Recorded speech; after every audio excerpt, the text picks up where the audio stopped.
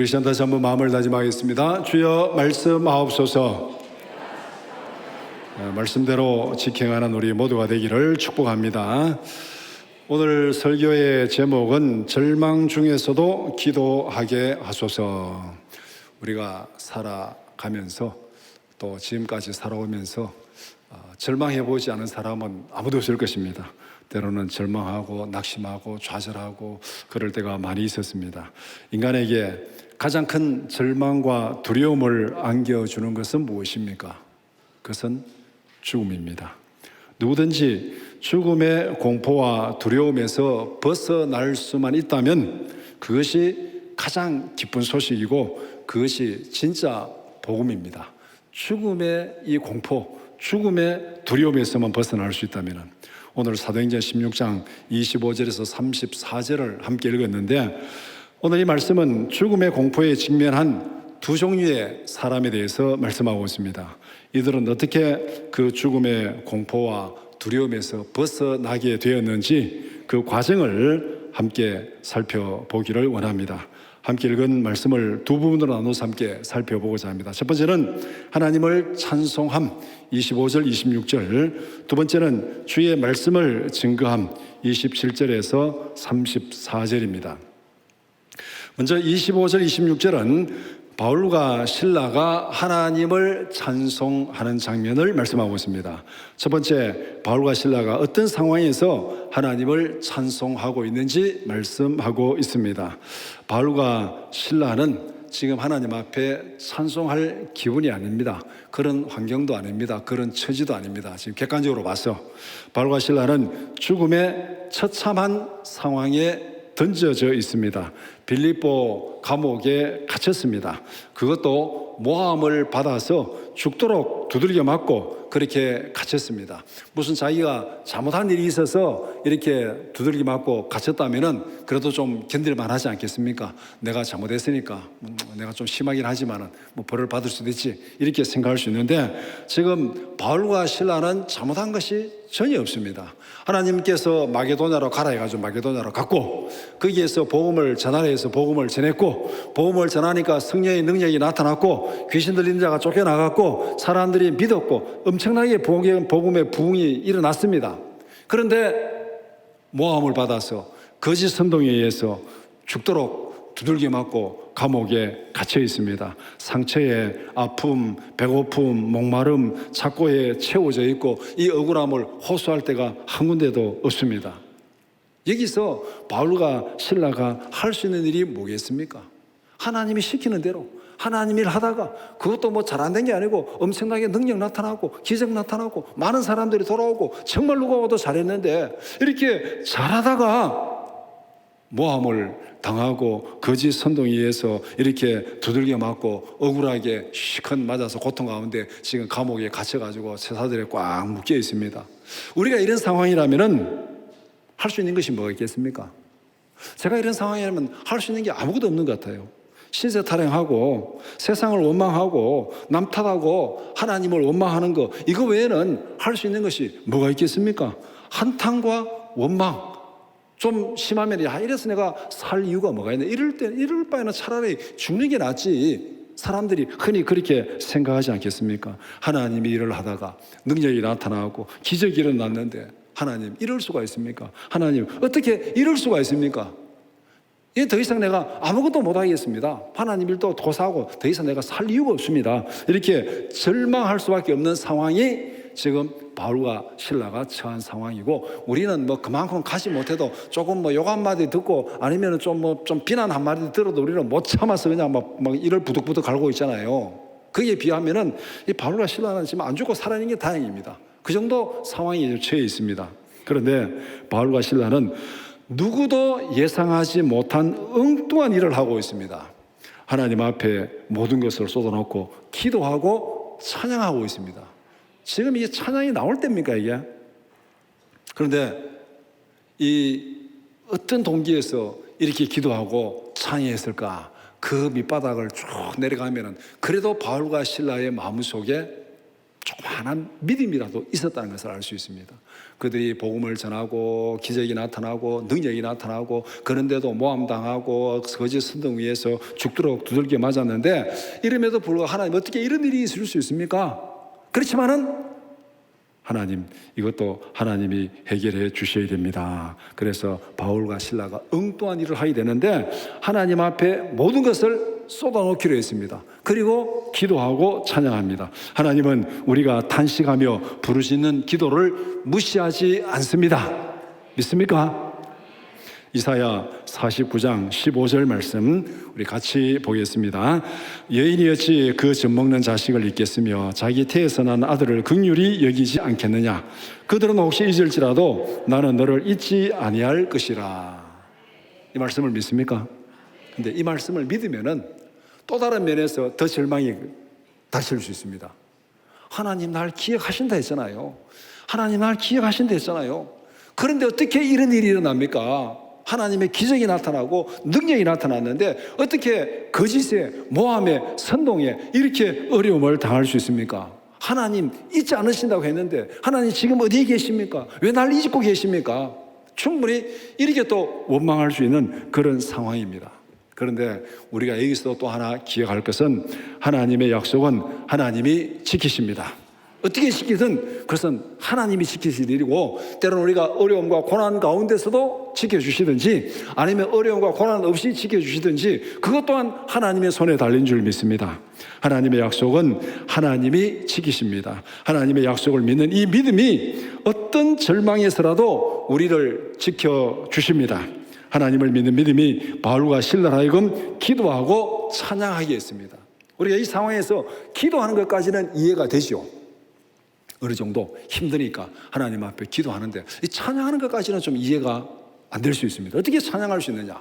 그런데 그걸 한번 자세히 들여다보면은 정말 절망 가운데서 탄식 가운데서 이 상황에서도 그래도 하나님밖에 없다. 하나님 앞에 기도하자. 하나님 앞에 쏟아놓자. 하나님 억울합니다. 이렇게 맞았습니다. 이렇게 고난을 당하고 있습니다. 하나님 어떻게 되겠습니까? 탄식으로 시작을 했겠죠. 너무 아프고 힘드니까 그렇게 기도하는 중에 성령의 역사가 나타났고 성령의 확신이 주시고 성령의 은혜를 주십니다. 은혜를 주시니까 뭔가 하나님의 막 믿음의 확신을 주니까 그 다음에 그 기도가 어떻게 되겠습니까? 찬양으로 바뀌는 거예요. 시편에 나타나 있는 대부분의 탄식의 기도가 이렇게 시작합니다. 처음에는 탄식으로 어떻게 원수들이 나를 이렇게 해하고 괴롭히고 이런 고난 가운데 주여 언제까지 침묵하십니까? 언제까지 나를 버리십니까? 언제까지 내 부르짖음의 길을 막으십니까? 이렇게 시작을 하고 있어요. 그래 시작하다가 기도하는 가운데 하나님의 성령의 임재를 경험하고 하나님의 확신을 주시고 은혜를 주시니까 그 다음에 기뻐하며 찬양하며 하나님 앞에 찬양으로 마무리되는 것이 시편의 탄식의 기도입니다. 지금 바울과 실라도 하나님 앞에 찬양하는 것도 처음부터 찬양한 게 아니에요. 처음에는 하나님 앞에 탄식하며 부르짖으며 기도하다가 성령이 역사하시고 믿음을 주시고 은혜를 주시니까 하나님 앞에 찬양하는 탄식의 부르짖음이 찬양으로 바뀌는 그 과정을 지금 경험하고 있습니다. 두 번째는 바울과 실라가 기도하고 찬송할 때 어떤 일이 일어났는지를 말씀합니다. 바울과 실라는 한밤중에 기도하고 하나님을 찬양했습니다. 옥중에 있는 모든 죄수들이 다 들었습니다. 죄수들이 잠을 다 깨웠겠죠. 이게 지금 죄수들이 자고 있다가 들었든지 아니면은 처음부터 못 자고 있다 들었든지 그거는 어쨌든 간에 죄수들이 다 들었습니다. 이건 다른 말로 말하면 죄수들이 잠을 다 깨웠어요. 이 죄수들의 잠을 깨우는 소음공예입니까? 어쨌든 이 죄수들이 들었고 이 바울과 실라의 찬양을 죄수들만 들은 것이 아니라 하나님도 그 기도와 찬양을 들으셨습니다.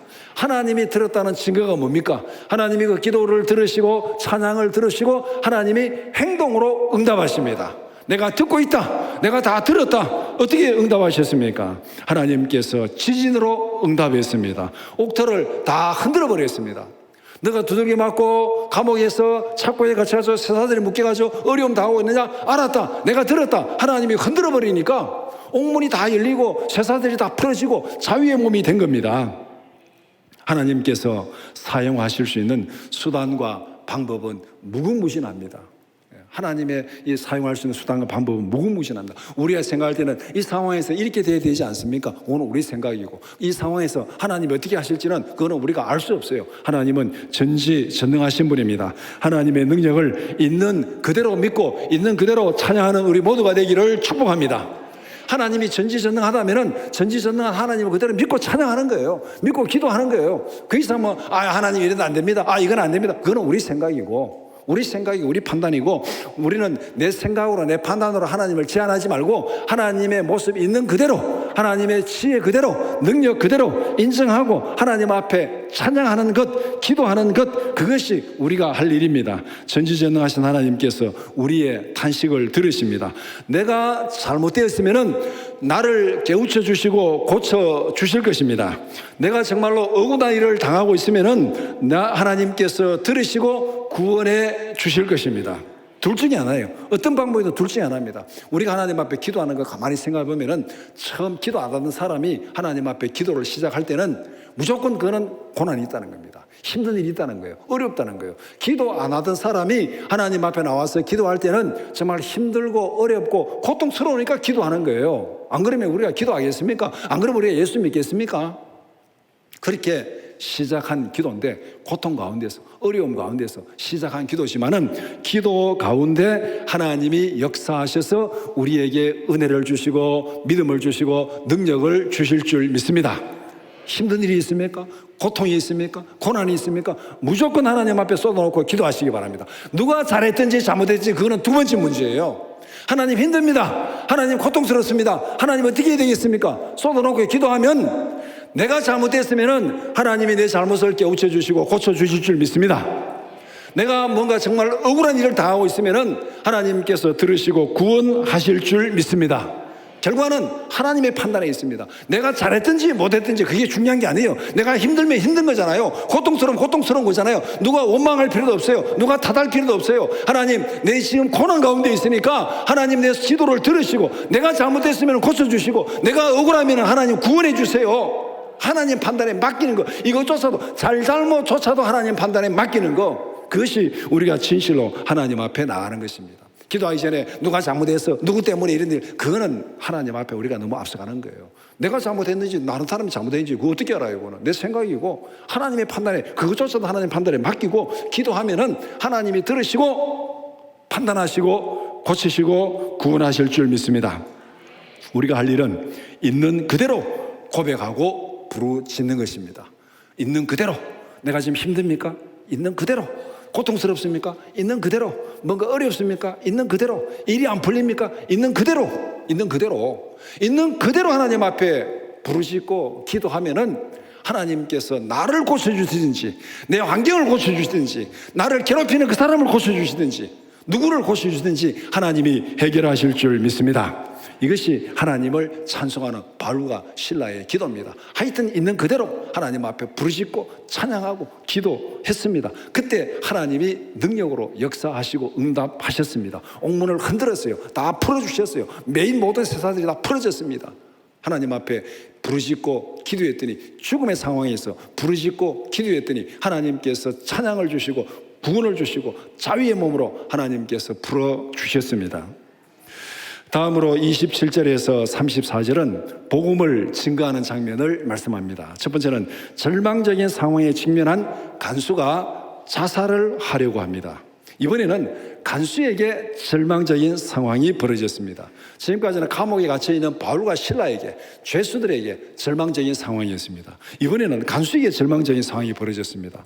옥문이 다 열렸습니다. 하나님이 옥들을 흔들어 버리니까 옥문이 다 열리고 죄수들의 세사들이 다 풀렸습니다. 간수가 자다가 뿔 뜯겨 봤습니다. 자다가 뿔 뜯겨 보니까 옥문이 흔들리고 옥문이 열리고 세사들이 다 풀어졌습니다. 죄수들이 다 도망갔구나. 딱 직감으로 느낀 게 있잖아요. 죄수들이 지금 세사들을 차여놓고 옥문을 잠가놓고 지켜도 지금 도망갈 궁리를 하고 있는데, 지금 옥문이 열려 있고 그 다음에 세사들이 다 풀어졌고 컴컴한 밤인데 보나 마나죠. 다 도망갔겠죠. 그러니까 간수가 직감적으로 딱 느낀 게 있습니다. 이거 큰일 났다. 이거 내 힘으로 어떻게 할 수 없다. 나는 죽음이다. 날이 밝으면 나는 무조건 죽는다. 그러니까 간수는 거기서 자기가, 여기서는 내가 살아남을 수 없다. 그렇다면 내가 죽자. 내가 죽어야 모든 게 끝난다. 그래서 자기는 지금 자살을 결단을 합니다. 절망적인 상황에서 바울과 실라의 행동과 간수의 행동은 전혀 달랐습니다. 두 사람이 어떤 이유에서 어려움을 당하든 간에 그 어려움을 당한 당사자들 입장에서 보면은 바울과 실라도 자살한들 누가 왜 자살했냐고 말할 수 없을 정도로 처참한 상황입니다. 하나님 앞에 잘했고 능력이 있었고 그렇게 능력 나타났는데 하나님 이럴 수 있습니까? 하나님 나를 배신해도 유분수지 이런 일이 있습니까? 하고 자살해도 누가 탓할 수 없는 그런 절망적인 상황이에요. 바울과 실라도. 그리고 간수가 지금 여기서 자기를 해도 너 왜 거기서 자살했냐 이렇게 남발할 수 없는 절망적인 상황입니다. 그런데 이 두 사람의 행동이 전혀 다른 거예요. 하나는 죽음 앞에서 절망적인 상황에서 하나님을 찬송합니다. 한 사람은 절망적인 상황 앞에서 자살을 결단합니다. 무엇이 이들의 행동을 이렇게 다르게 만들었습니까? 하나님께 대한 믿음이 우리의 죽고 사는 영혼의 운명을 결정합니다. 믿습니까? 하나님을 믿는 믿음이 우리가 죽고 사는 영원한 운명을 결정합니다. 믿음이 있으니까 하나님 앞에 그래도 기도하고 찬양했고, 간수는 하나님 앞에 믿음이 없으니까 이거 내가 다 해결해야 된다 생각하니까 내가 죽어야 끝나는 거다 이렇게 지금 생각하고 있습니다. 간수가 자살을 결단하는 순간 바울이 등장을 합니다. 자살하려던 간수의 칼을 빼앗고 도망치지 않았다고 간수를 안심시킵니다. 걱정하지 마라, 우리 다 여기 있다, 도망가지 않았다, 그러니까 죽지 말아라고. 누가 누구에게 죽음에서 살리고 위로하고 있습니까? 간수와 죄수 비교하면은 지금 누가 누구를 위로해야 됩니까? 지금 간수가 지금 죄수들을 두들겨 패고 감옥에 가다 놓고 지키고 있잖아요. 그런데 이 상황은 갑과 을이 완전히 바뀌었어요. 실컷 두들겨 맞고 감옥에 갇혀있던 바울과 실라가 나와가지고 간수를 보고 죽지 말으라고, 살으라고, 우리 도망가지 않았다, 다 여기 있다, 그러니까 걱정하지 마라, 이렇게 지금 이 간수를 위로하고 달래고 있습니다. 바울과 실라의 기도와 찬양이 상황을 이렇게 뒤바꾸어 나왔습니다. 갑과 을이 완전히 바뀌었습니다. 이거 누가 한 것입니까? 바울과 실라가 했습니까? 하나님이 하셨어요. 하나님의 옥토를 한번 흔들어 버리니까 갑과 을이 완전히 바뀌어진 거예요. 이것이 하나님의 전능한 능력인 줄 믿습니다. 하나님은 생명을 살리는 쪽으로 역사합니다. 바울과 실라의 기도와 찬양을 들으시고 그들을 살렸습니다. 바울과 실라를 감옥에서 구출해냈죠. 그리고 바울과 실라를 통해서 자살하려던 간수도 살렸습니다. 우리 모두가 죽어가는 생명을 살리는 기도의 사람들이 되기를 축복합니다. 힘들고 어려운 가운데서 시작했지만 그 기도가 나를 살리고 가정을 살리고 이웃을 살리고 이 땅을 살리는 그런 기도의 사람들이 되기를 축복합니다. 두 번째는 자살하려던 간수의 절박한 소원이 무엇인지를 말하고 있습니다. 간수는 자살은 피했습니다. 죽으려다가 이제 막 바울이 말리고 신라가 말리니까 지금 막 칼도 빼앗기고 막 자살할 수 있는 상황이 됐어요. 그런데 지금 벌어지는 이 일에 대해서 도무지 이게 이해가 안 되고 황당하고 지금 완전히 멘붕이 온 거예요. 그래서 여전히 두려움에 벌벌 떨고 있습니다. 어째 이렇게 이런 일이 일어날 수 있는가? 여전히 죽음의 공포에서 벗어나지 못하고 있습니다. 바울과 신라 앞에 엎드려서 생명을 살려달라고 애원하고 있습니다. 지금 간수가 죄수 앞에서 시가 두들겨 맞은 죄수 앞에서 엎드려가지고 지금 날 살려달라고, 어떻게 하면 내가 지금 살 수 있느냐고 그렇게 애원하고 있습니다. 30절 말씀, 그들을 데리고 나가 이르되 선생들이여 내가 어떻게 해야 구원을 받으리까 하거늘. 내가 어떻게 해야 여기서 구원받겠느냐, 내가 어떻게 해야 여기서 구원받겠느냐. 조금 전만 하더라도 바울과 실라가 감옥에 갇혀가지고 사슬에 매가지고 여기서 어떻게 구원받다 그 고민하면서 기도하고 찬양했어요. 그런데 상황이 딱 바뀌어가지고 지금 간수가 어떻게 해야 여기에서 구원을 받겠느냐, 그렇게 지금 절박하게 바울과 실라 앞에 호소하고 있습니다. 내가 어떻게 해야 구원을 받으리까? 이거는 간수뿐만 아니라 이 세상의 모든 사람들이 던지는 절박한 질문입니다. 우리는 모두가 죽음을 앞에 두고 있습니다. 모두가 죽음을 앞에 두고 있습니다. 여기서 죽음을 앞에 두지 않는 분 아무도 없어요. 뭐 좀 더 빨리 가고 좀 더 늦게 가고 그 외에는 차이가 없습니다. 또 뭐 나이 들었다고 빨리 가는 것도 아니고 젊다고 늦게 가는 것도 아니고, 우리가 흔히 옛날 어른들이 올 때는 순서가 있지만 갈 때는 순서 없다 그러잖아요. 갈 때 누가 먼저 갈지 몰라요. 언제 갈지 다 죽음을 앞에 두고 있어요. 저도 가만 보니까 예전 어릴 때 보니까 제 앞에 순서가 많았어요. 증조 할아버지도 계시고 할아버지도 계시고 할머니도 계시고 엄마도 계시고 다 있었는데 지금 돌아보니까 내 앞에 아무도 없어요. 이제 그 다음 내 차례야. 내 차례. 할아버지도 없고 할머니도 없고 어머니도 없고 아무도 없어. 그 다음 내 차례네 이거. 우리는 어차피 다 죽음을 앞에 두고 있습니다. 그렇다면 죽음에서 제외되는 사람은 하나도 없습니다. 여기서 하나 딱 기억할 거, 간수가 극한 상황이, 절망적인 상황이니까 자살하려고 그랬잖아요. 여기서 하나 딱 기억할 게 있습니다. 죽는 게 끝이 아니다. 죽는 게 끝이 아니다. 내가 죽어버리면 끝나겠지, 죽어버리면 끝나겠지 하면은 지금 죽는 게 최고의 방법입니다. 왜 힘든 세상 살아갑니까? 지금 살아가서 뭐 좋은 것보다는 사실 따져보면 힘들고 어려운 일이 더 많잖아요. 뭐 늘 걱정 끊일 날이 없잖아요. 그런데 죽는 게 끝이라면은 지금 딱 죽으면 제일 좋아요, 그게. 근데 성경은 분명히 말씀하고 있습니다. 죽는 게 끝이 아니에요. 죽는 게 끝이야. 죽는다고 해결되는 게 아닙니다. 그러니까 간수는 이걸 모르니까 자살하려고 한 거예요. 우리가 다 죽음을 앞에 두고 있지만은 정말 우리가 해결해야 될 것은 죽음 이후의 문제입니다. 죽음 이후의 문제. 히브리서 9장 27절 말씀 같이 보겠습니다. 한 번 죽는 것은 사람에게 정해진 것이요 그 후에는 심판이 있으리니. 한 번 죽는 것은 정해진 것입니다. 이거 피할 사람 아무도 없어요. 지금 다 우리가 이 앞에 있잖아요.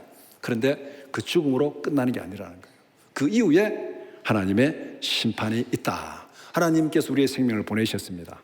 하나님께서 우리가 이 땅에 살아가도록 건강을 주시고 환경을 주시고 가정을 주시고 살게 했습니다. 50년을 살았든 80년을 살았든 100년을 살았든 하나님 살게 하셨어요.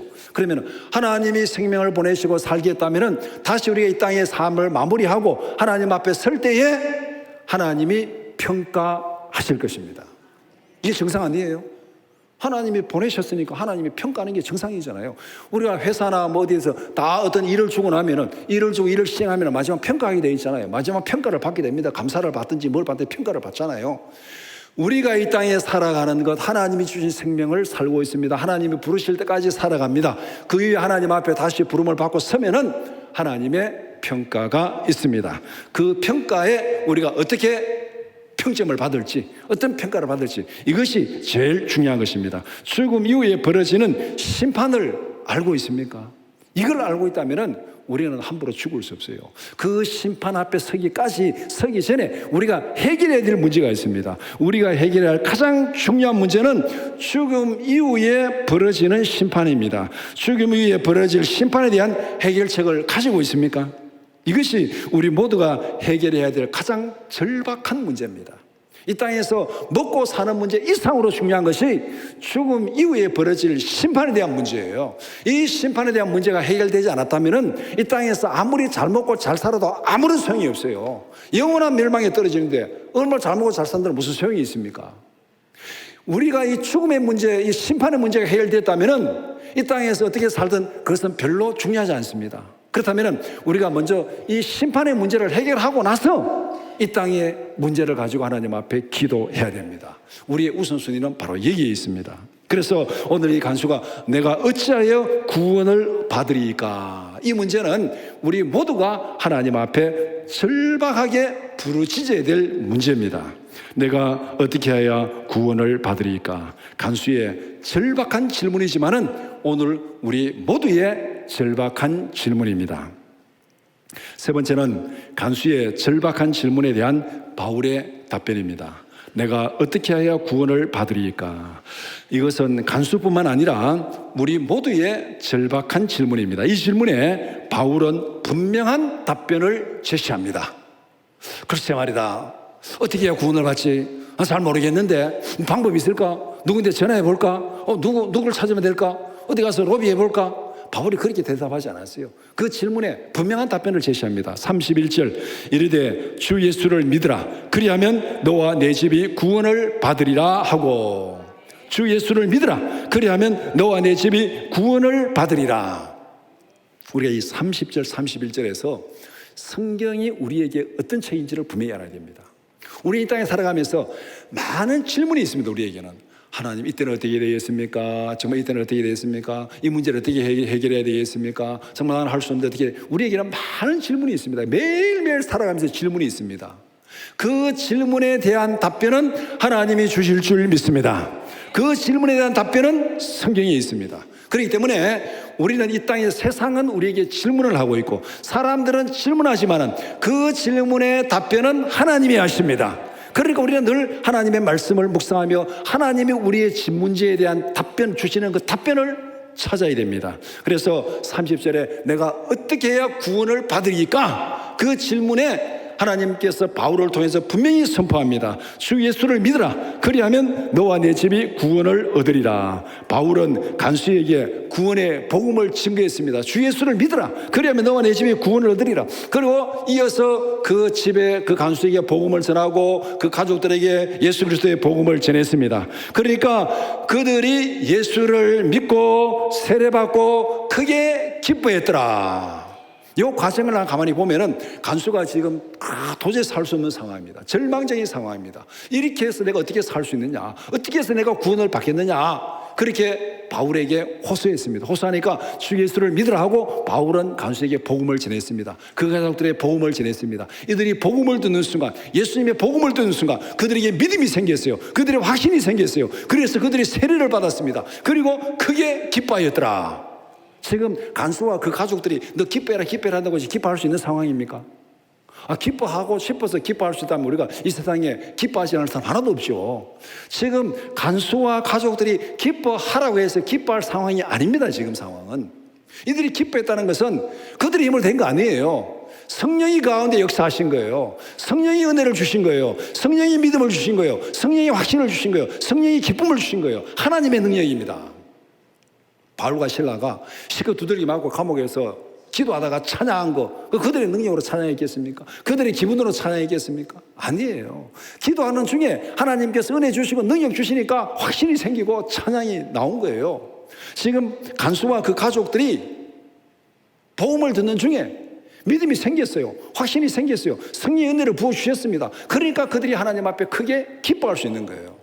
그러면은 바울과 실라가 또 그리고 간수가 마지막은 어떻게 됐습니까? 크게 기뻐했습니다. 바울과 실라도 크게 기뻐하고 간수도 크게 기뻐하고 그 가족들도 크게 기뻐했습니다. 절망적인 상황에서 크게 기뻐하는 이 마무리, 이 변화를 누가 시킨 거예요? 하나님이 시킨 겁니다. 하나님이 시킨 거. 하나님이 역사하신 거예요.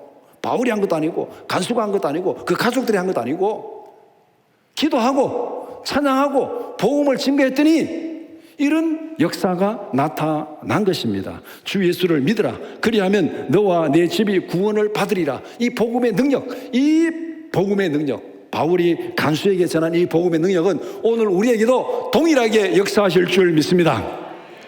고린도전서 1장 18절 말씀 같이 보겠습니다. 십자가의 도가 멸망하는 자들에게는 미련한 것이요 구원을 받는 우리에게는 하나님의 능력이라. 하나님의 능력이라. 바울과 실라가 감옥에서 찬양하게 하는 거 하나님의 능력이 그렇게 했습니다.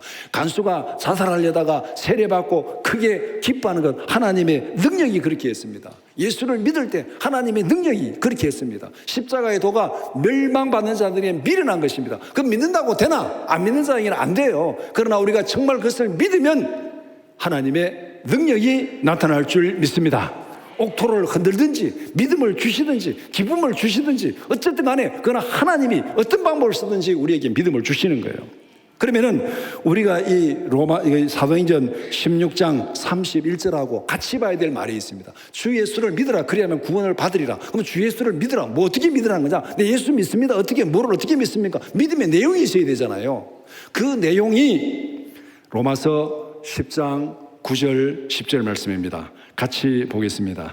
내가 만일 내 입으로 예수를 주로 시인하며 또 하나님께서 그를 죽은 자 가운데서 살리신 것을 내 마음에 믿으면 구원을 받으리라. 사람이 마음으로 믿어 의에 이르고 입으로 시인하여 구원에 이르니라. 여기서 우리가 뭐를 믿어야 되느냐?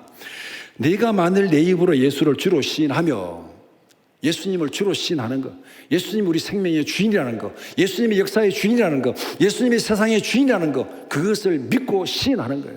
예수님이 내 인생의 주인입니다. 내가 죽고 사는 것 예수님의 손에 달려 있습니다. 내가 어떻게 할 수 있는 게 아닙니다. 주님이 나를 살리기도 하고 주님이 나를 죽이기도 합니다. 주님이 인생의 주인이고 주님이 생명의 주인입니다. 믿습니까? 이걸 믿으라는, 이걸 믿으라. 생명의 주인이 내가 아니에요. 내 생명의 주인이 내가 아닙니다. 내 생명의 주인이 예수 그리스도인 것을 믿으라. 이걸 믿고 그 다음에 생명의 주인이신 그 예수님이 이 땅에 오셔서 내 죄를 대신해서 십자가에 죽으셨습니다. 생명의 주인이, 우리는 죄로 인해서 죽을 수밖에 없는데 그 죽을 수밖에 없는 내 죄를 대신해서 예수님이 대신 죽으셨어요. 예수님이 죽으시고 그 다음에 그 죽음의 권세를 이기시고 부활하셨습니다. 이걸 믿느냐? 너를 대신해서 예수님이 죽으시고 너를 살리기 위해서 예수님이 부활했다. 이걸 믿느냐? 믿으면 영원히 살리라. 주 예수를 믿으라가 바로 이거예요. 예수님이 내 생명의 주인인 것을 고백하고 그 생명의 주인이신 예수님이 내 죄를 대신해서 죽으시고 나를 영원히 살리기 위해서 부활하셨습니다. 부활하셨습니다. 우리가 지금 부활절을 앞두고 기도하고 있는데 정말 뭐 부활이 뭐냐는 거예요. 왜 부활절이 중요하냐? 예수님이 나를 위해 죽으시고 예수님이 내 영원한 생명을 위해서 부활하셨습니다. 주 예수를 믿으라. 그리하면 너와 내 집이 구원을 얻으리라. 아멘입니까? 주 예수를 믿으라. 세 가지 꼭 기억하시기 바랍니다. 세 가지. 예수님이 생명의 주인인 것을 믿으시기 바랍니다. 예수님이 내 죄를 대신해서 죽으신 것을 믿으시기 바랍니다. 예수님이 나를 살리기 위해서 죽음의 권세를 이기시고 부활하신 걸 믿으시기 바랍니다. 이걸 마음으로 믿고 입으로 시인하면 구원에 이르느니라. 이것이 우리를 죽음의 공포에서 구원하시는 하나님의 선포입니다. 죽고 사는 것은 내가 결정하는 것이 아닙니다. 우리에게는 그럴 만한 능력도 없고 그럴 방법도 없습니다. 생명의 주인은 오직 예수 그리스도입니다. 주님께서 포기하시기 전에는 아직 끝난 것이 아닙니다. 생명의 주인이 예수님이라면 예수님이 이제 끝하고 포기하지 않으면 끝난 거 아니에요. 아직까지 주인이 주님인데 왜 내가 먼저 포기합니까? 절망적인 상황이 딱딱 힘들면 나 이제 소망부터 끝이다. 나 끝이야. 이제 나는 끝이야. 그건 내가 판단하는 거예요. 내가 주인입니까? 내가 주인이 아닌데 왜 내가 판단해? 생명의 주인은 예수님이에요. 그렇기 때문에 예수님이 끝이라고 판단하기 전에는 아직까지 끝난 게 아닙니다. 그러니까 어떤 상황에서도 좌절하지 말라, 원망하지 말라, 신세타령하지 말라. 예수님이 포기하기 전에는 끝이 아니다. 예수님이 포기하기 전에는 끝이 아니다. 오직 생명의 주인을 바로 알고 주님께 쏟아놓고 부르짖으시기 바랍니다. 예수님이 포기할 때까지, 포기하지 않으면 끝이 아니에요. 그 전까지는 내 상황을 예수님 앞에 있는 그대로 내어놓고 부르짖으면 되는 거예요. 바울과 실라도 그렇게 했습니다. 간수도 그렇게 했잖아요. 있는 그대로. 내가 어떻게 해야 구원을 받겠습니까? 바울과 실라 앞에 그대로 다 쏟아놨잖아요. 하나님 앞에 다 쏟아놓은 거예요. 끝난 게 아니잖아요. 바울과 실라가 시간 두드려 맞고 감옥에 갇힌 거 끝난 게 아니에요. 간수가 지금 죄수들 다 옥문이 열리고 끝난 게 아니에요. 주님이 아까지까지 포기하지 않았습니다. 그러니까 그때까지는 내가 있는 상황 그대로 하나님 앞에 내어놓고 부르짖으면 됩니다. 하나님은 우리의 기도를 들으시고 응답하십니다. 내가 잘못했으면 나를 깨우치고 고쳐주실 것입니다. 내가 억울하면 주님께서 들으시고 구원하실 것입니다. 생명을 살리는 능력은 주님께 있습니다. 바울과 실라는 죽음에 던져졌을 때 하나님께 부르짖었습니다. 하나님께서 들으시고 그들의 생명을 살리시고 그들을 구원하셨습니다. 고난 가운데서도 하나님께 부르시는 바울과 실라의 기도가 자신을 살리고 간수를 살리고 그들의 가족을 살렸습니다. 우리에게도 이런 기도의 간증이 있기를 축복합니다. 누구든지 기도를 처음 시작할 때는 내가 힘들고 어려워서 기도 시작했어요. 어쨌든 간에 기도하는 중에 하나님이 믿음을 주시고 은혜를 주시고 능력을 주시고 그 기도를 통해서 나를 살리고 다른 사람을 살리고 가정을 살리는 그런 기도의 능력 있는 사람들이 되기를 축복합니다. 우리의 부르짖는 기도가 나를 살리고 가정을 살리고 교회를 살리고 이웃을 살리는 기도응답의 산증인 축복의 통로가 되기를 축복합니다.